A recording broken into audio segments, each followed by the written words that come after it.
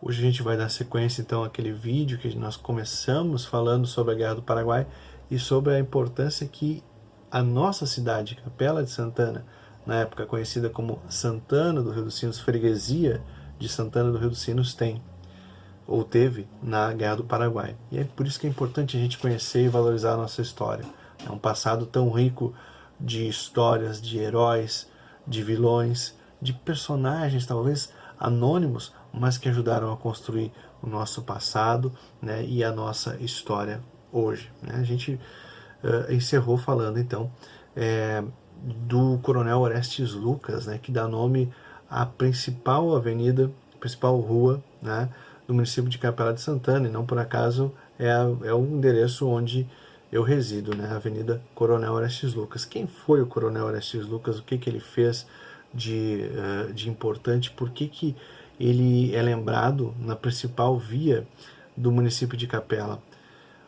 Hoje, esta via, né, a Avenida Coronel Orestes Lucas, é muito lembrada por ser a rua que corta, né, Capela desde da sua extremidade norte, lá no bairro Imigrantes, na RS 240, até a sua extremidade sul, né, quando ela muda de nome, né, passa a ser chamada Estrada da Sangafunda, porque ela vai em direção ao município de Nova Santa Rita, né, depois até a BR-386, chegando até Canoas, Porto Alegre. Então ela é uma via realmente muito importante. Mas o que o Coronel Orestes Lucas fez que o faz, né, tão importante dentro da nossa história? A gente tem que voltar um pouquinho no tempo, como sempre, dentro da perspectiva histórica. A gente precisa voltar no tempo a todo momento para poder entender o presente. Então a gente fala de Guerra do Paraguai, que é onde aparece a primeira vez o nome do Orestes Lucas como um personagem importante. Para a gente lembrar, a Guerra do Paraguai é uma guerra que acontece então envolvendo o Paraguai, né, por óbvio, contra os exércitos do Brasil, do Uruguai e da Argentina. Por que começa essa guerra? A gente já viu no outro vídeo, mas só para a gente recapitular, né? O Paraguai então buscava, dentro das suas perspectivas na época, uma saída para o mar. Né? O Paraguai e a Bolívia são os únicos países da América do Sul que não têm saída para o mar. Essa saída para o mar, então, deveria se dar através dos rios, né? E, num determinado momento, o Solano Lopes, que era o grande presidente, o grande ícone paraguaio da época, ele resolve, então, entrar em terras brasileiras para dali em diante ele poder ter um acesso ao mar. Mas a gente tem que lembrar que não é só isso, né? Antes o Brasil tinha questões com o Uruguai, né, se envolvendo nas eleições do Partido Blanco e Partido Colorado, e o Solano Lopes achava que isso não era interessante, enfim, uma série de contendas. O cenário político da América do Sul, dessa região onde nós estamos, né, na divisa entre Brasil, Argentina, Uruguai e Paraguai, estava em efervescência. E a gente tem que lembrar uma coisa, a gente já ouviu falar muitas vezes que o Paraguai é apontado como uma grande potência sul-americana do século XIX. O Paraguai ele realmente era, ainda é, claro, mas ele era importante no sentido econômico e social na América do Sul, mas não que ameaçasse a Inglaterra, por exemplo, como a gente já ouviu falar muitas vezes, né? Na verdade, o Paraguai era uma grande potência militar, isso de fato. Né? O Paraguai tinha 60 mil soldados contra 18 mil soldados brasileiros.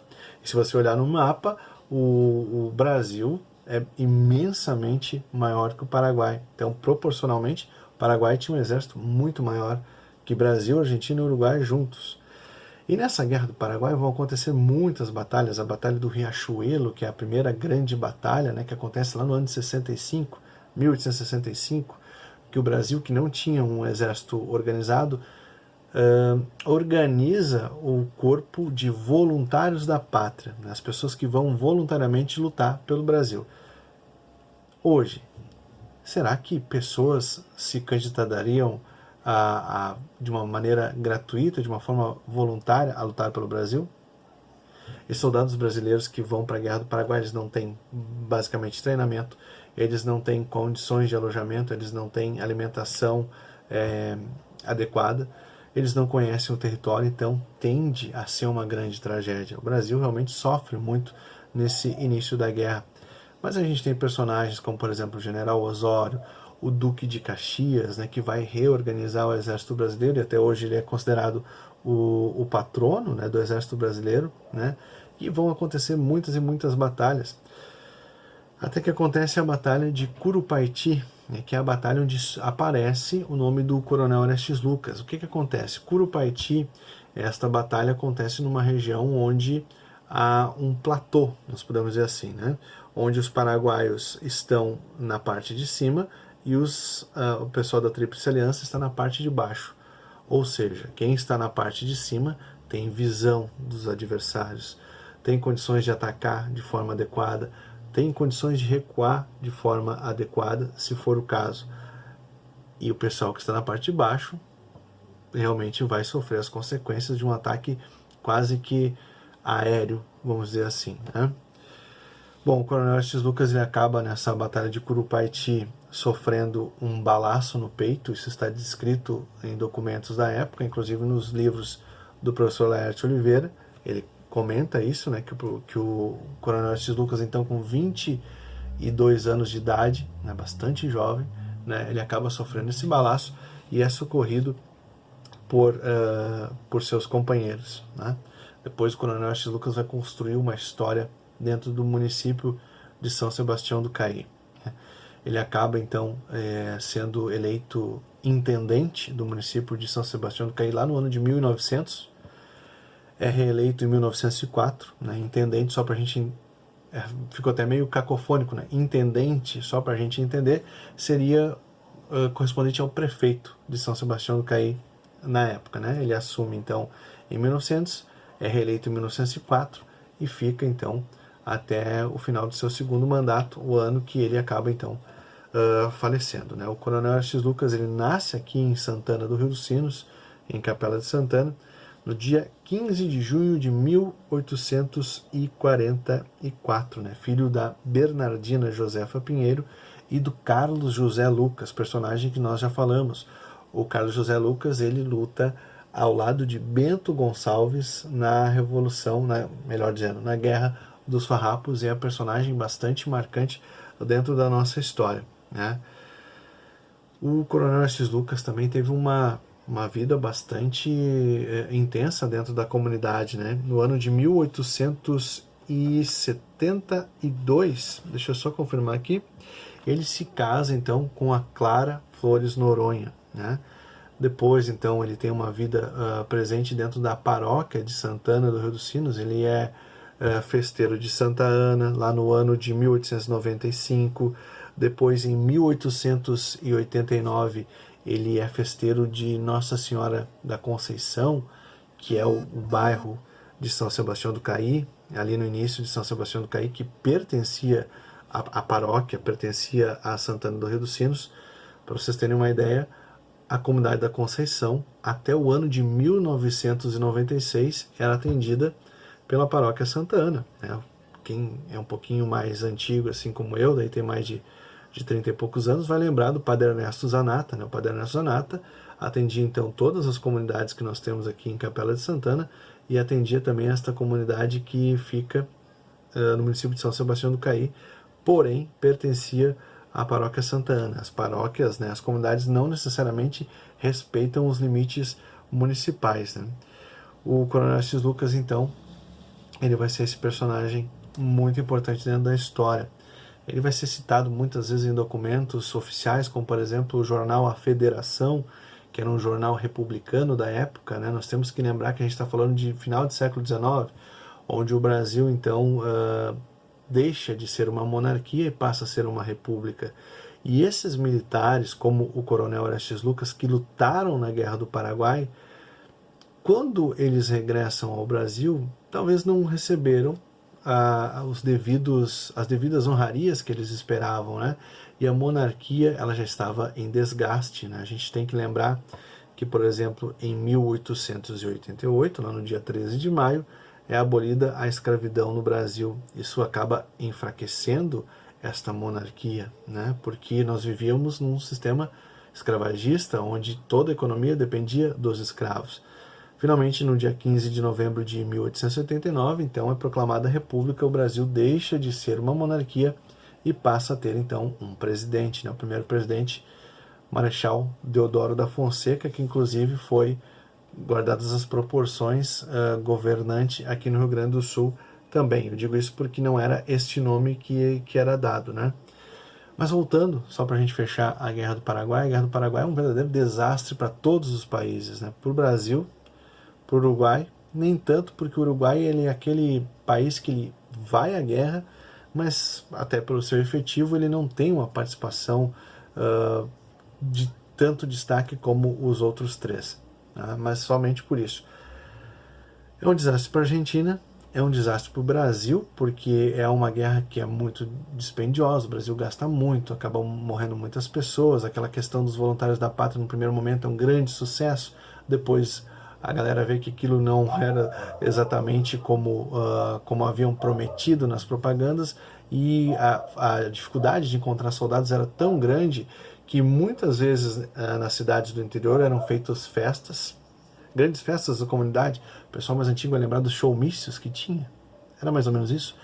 E em determinado momento, no final da festa, cercavam aquelas pessoas e capturavam os homens para irem à Guerra do Paraguai de uma maneira forçada, né? Então, no primeiro momento você tem os voluntários, depois você tem os forçados da pátria, né?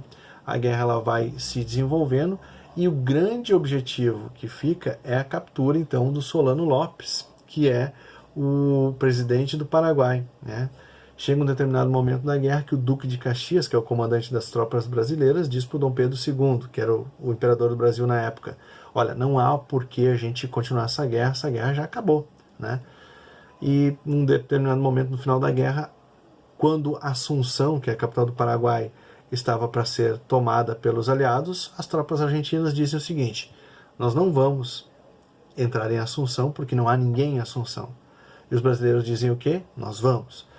Saqueiam as casas que ainda restam, há uma grande matança de pessoas paraguaias que ainda sobram nesse sentido, que aconteceu também por parte do Paraguai, quando o Paraguai invade o Mato Grosso lá em 1865, ou seja, não há heróis, né? O Duque de Caxias diz então que a guerra não há o porquê continuar e assume então as tropas brasileiras o genro do Dom Pedro II, que era o Conde d'Eu, né? Que acaba então conduzindo para um desfecho muito traumático esta guerra, né? Em 1866 acontece a Batalha de Acosta Anhú, né, que é também chamada por nós brasileiros de Batalha do Campo Grande, onde os paraguaios já não têm mais homens para lutar e vão crianças para o campo de batalha. Dizem os cronistas da época que essas crianças usavam barbas postiças para disfarçar a sua tenra idade.